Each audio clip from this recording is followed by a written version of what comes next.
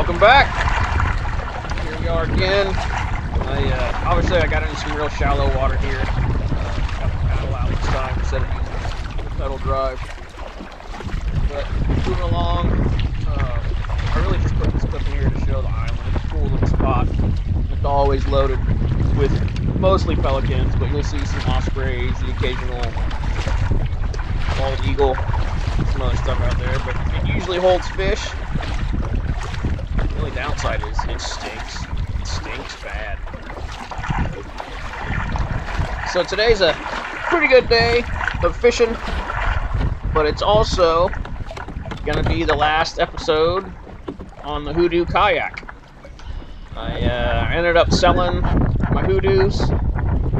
Sold them because the pedal drive has broken too many times on me. And I was just done with it. But I'm not done with the water. I went out and got me something new. So stay tuned. Once I get this thing ready to go, it's gonna be pretty cool. New stuff's coming. Big changes are coming. But yeah, this is the last kayak fishing video, at least for now.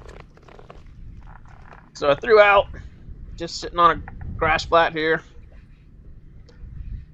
I didn't even see what lure I threw, but I believe it's a Mirrodine, probably a heavy XL or a heavy Dean. Just kind of reel, couple twitches. Obviously hooked up to something. Once they come running in straight to you like that, you can pretty much guarantee it's a trout. Getting close. Yep, there he is. A little clumsy with the hands.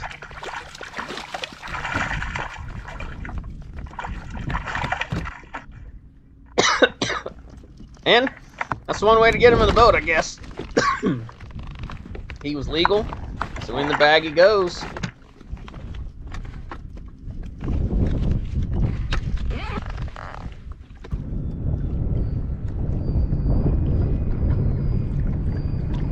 Alright, so new spot.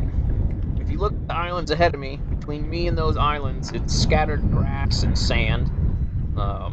To the right of me is a little channel that dead ends in some more islands, and to the left of me is open water. So during a moving tide, and this happens to be an outgoing tide, so the water is going from my right to my left, and this little grass cove over here really ended up producing during this outgoing tide. I end up limiting out on trout right here in this one little spot. See here, I got a soft plastic on a jig head, just bouncing it off the bottom. I'll feel it hit, twitch it up, reel a couple times, let it hit the bottom. Yeah. That one's a much better sized trout.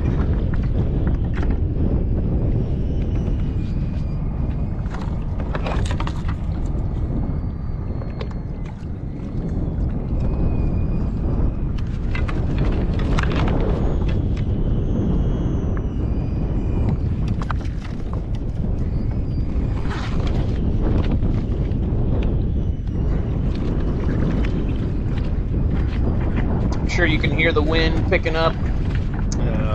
Good old Florida weather. Check your apps. Everything says it's going to be good, but you never know what's going to happen out there. So the wind was picking up, but wasn't too crazy, and I really wasn't that far from the ramp, so I wasn't too worried. I was keeping an eye on the hourly forecast, and for the time being, I was still good. So I just decided to hang out, keep fishing this little area. I kept getting hits. I mostly just put on keepers on here. I caught plenty of shorts in this little spot. Just doing the same thing.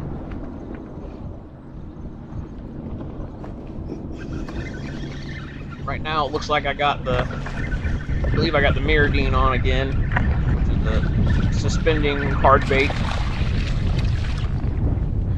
catch just about everything. Yeah, that was the Mirrodine. Luckily for him, he unhooked himself and was flopping all around at my feet. If you've ever caught sea trout before, you know they got some pretty gnarly teeth. Luckily, he didn't take a bite of my foot. I was a little concerned about the length on this one, so I pulled the ruler out, make sure I get a good measurement on it. Sometimes it's obvious, and he was actually legal, but he was right on the dot legal. And if they're close, I just throw them back. It's not worth it. Not worth a mandatory court appearance in this county. So, put it back in, start pushing that same spot again.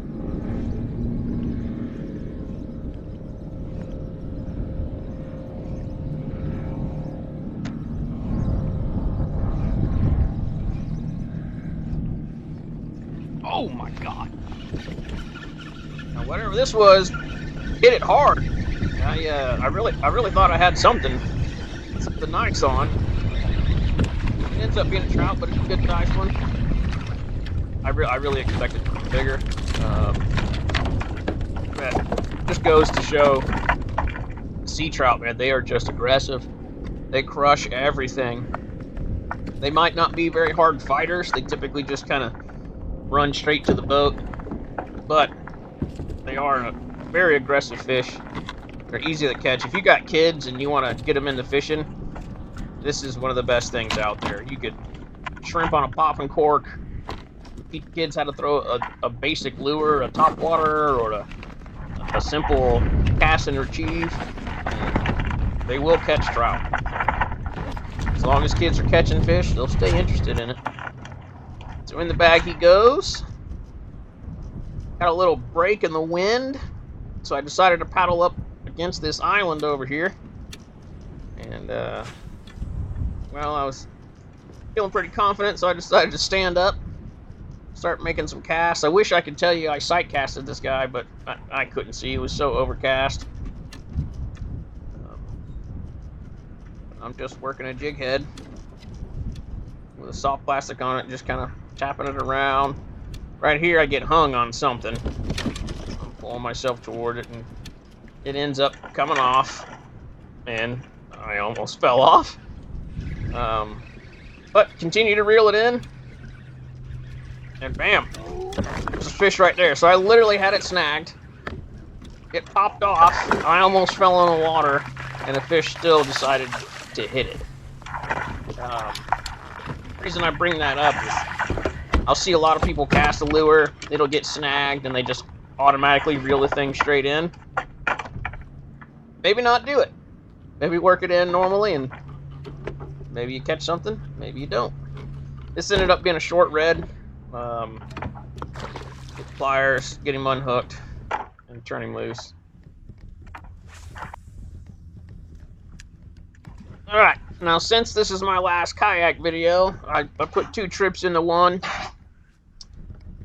Maybe you've seen my short, but this is a pretty cool eat. I did sight cast this guy. I seen him cruising. He grabs it right then, and you can see him. He's screaming. I'm in some pretty shallow water here. I know he's a good-sized redfish, so I'm trying to get stuff out of the way, get prepared. You can see he's pulling me around. He ends up, see how my kayak just stopped, so the pedal drive just made contact with the bottom. So I'm in, I don't know, maybe a foot of water. And he's moving. Now, I'm kind of worried because I got some light leader on this rod, and I don't want to force him too bad. So what I do is I put 1 foot on the pedal drive and push it forward, and I'll flatten the pedals underneath the hull, and then it allows the kayak to move. So now the fish isn't fighting against a fixed object, so it's a little less strain on the line. Me for a bit of a ride.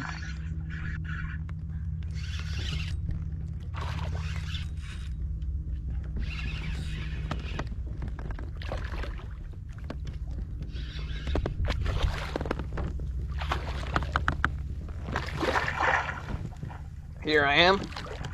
Thought I had him, and he decides he ain't ready yet. Got a bunch of weeds tangled up on him too. Just get him in the net. He does not want to cooperate, and bam, there he is. In the boat, I got him stuck in the net. I'm releasing line. I'm opening the bail out of the rod so I can stick it in the rod holder. I know my rod's good. It's not going anywhere. Get the pliers out. Start unhooking the fish. I do have a camera up in front of me, so gotta get that picture in the front for the gram. There he is, a little over the shoulder. There's my nice little red. He was 26 and a smidge. That means he's legal. So in the bag he goes.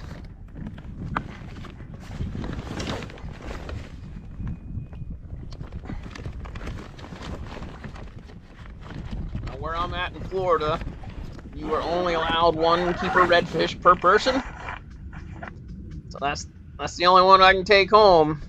And it's unfortunate because I get another nice one right here.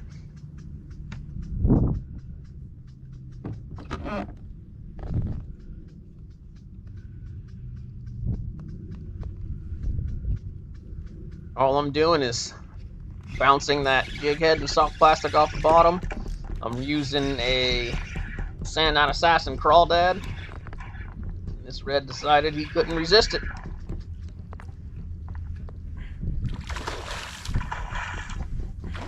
He does put up a real good fight in this one. I probably should do a better job at rubbing the sunscreen in on my neck and my ears. Trying to clear the deck, get stuff out of my way. Make sure the camera's still running.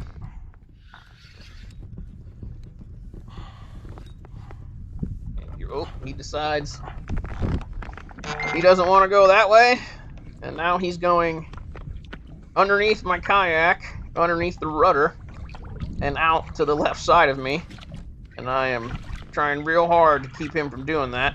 He decides to turn and then swim directly underneath and get wrapped up in my pedal drive. I can feel him banging around in it. I was trying to pull him out of there. Just having a hell of a time with this one. Clears it. Trying to get him on the side where you can see it.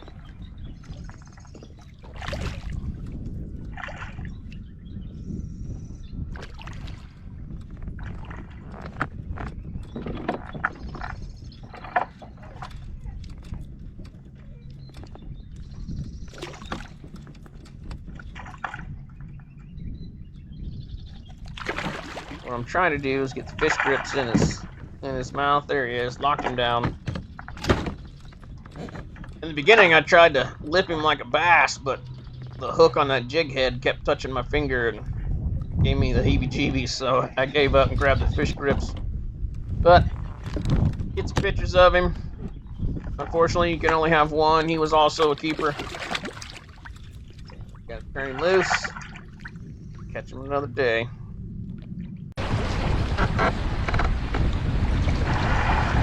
Alright, so as far as fish, that's it.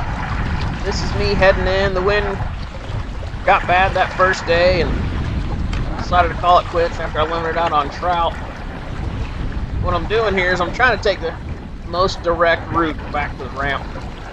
So I'm paddling in between these two islands. The reason I'm going so slow right now is it's an outgoing tide. So the current is coming from the front of the boat to the rear of the boat, but the wind is blowing from the rear of the boat to the front of the boat. I got wind at my back, current in my face. It's causing it to get pretty wavy, plus the water's channeled in between these two islands, so that picks up the current speed a little bit too. Right now I'm just trying to get out of here, hoping and praying the pedal drive doesn't snap on me. Didn't snap this day, but it did snap a couple days later in a lake. And after that, I just had enough of the Hoodoo. Put them up for sale. I'm probably going to do a video specifically on my problems with the Hoodoo kayaks, but it'll probably be some time. I promise you, I got something cool in the works.